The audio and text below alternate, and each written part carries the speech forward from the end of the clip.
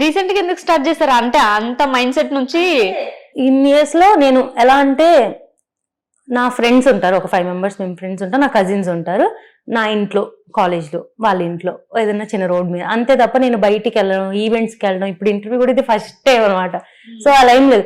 So కొంచెం కొంచెం influencers తో ఇప్పుడే పరిచయం అవుతుంది కదా, వాళ్ళు అంటే మేము ఫాలో అవ్వాలి ఈ అమ్మాయి మమ్మల్ని ఫాలో అవుదా అని ఫీల్ అవుతున్నారు అనమాట. ఓకే, అందుకోసం ఫాలో అవ్వాల్సి వస్తుంది. తప్పలే. యాటిట్యూడ్ అనుకుంటున్నారు, యాటిట్యూడ్ ఏం కాదండి. ఏంటంటే ఇప్పుడు నేను రీల్స్ చేస్తున్నాను, నాకు బ్యాడ్ కమెంట్స్ వచ్చినా, నాకు బ్యాడ్ మెసేజెస్ వచ్చినా అవి నేను తీసుకుంటా. నేను కొంతమంది అమ్మాయిలు ఫాలో అవుతాను, ఏంటంటే వీళ్ళు ఆ ఫాలోవర్స్ లిస్ట్లోకి వెళ్ళి ఆ అమ్మాయిలకు కూడా మెసేజ్లు పెట్టడం. సో నా వల్ల నా ఫ్రెండ్స్ అమ్మాయిలకు కూడా ఎందుకు అలా వెళ్దాం అని ఇన్ని రోజులు నేను ఫాలో అవ్వాల. అందుకే ఒకేసారి ఒక 200 members ని ఫాలో అయిపోయా. సో వాళ్ళు ఎత్తుక్కొని మెసేజ్ పెట్టడం కష్టమని. ఓకే, ఆ 200 members ఇన్ఫ్లుయెన్సర్స్ ఏనా? ఇంకా నా ఫ్రెండ్స్ అందరూ కలిసిపోతారు కదా, వాళ్ళు ఎత్తుక్కోలేరు ఎవరికి మెసేజ్ చేయాలి అని.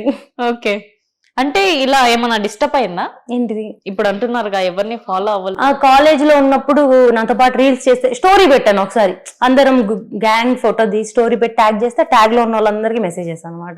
ఏమని? ఏదో ఒకటి వల్గర్ గా, ఏదో ఒకటి. ఇప్పుడు అమ్మాయిలు అంటే ఫస్ట్ కనిపించేది మెయిన్ ఆర్గన్సే కాబట్టి ఇంకా వాటి గురించి ఎవరైనా కమెంట్ చేయడం. యాక్చువల్లీ ఇది నాకు పెద్ద మైనస్ అనమాట నా ఇన్స్టా పరంగా. ఇప్పుడు బాడీ షేమింగ్ చేయాలంటే ఇప్పుడు అది గాడ్ ఇచ్చిన బాడీ కదా, ఇప్పుడు నేనేం చేయలేను కదా దానికి.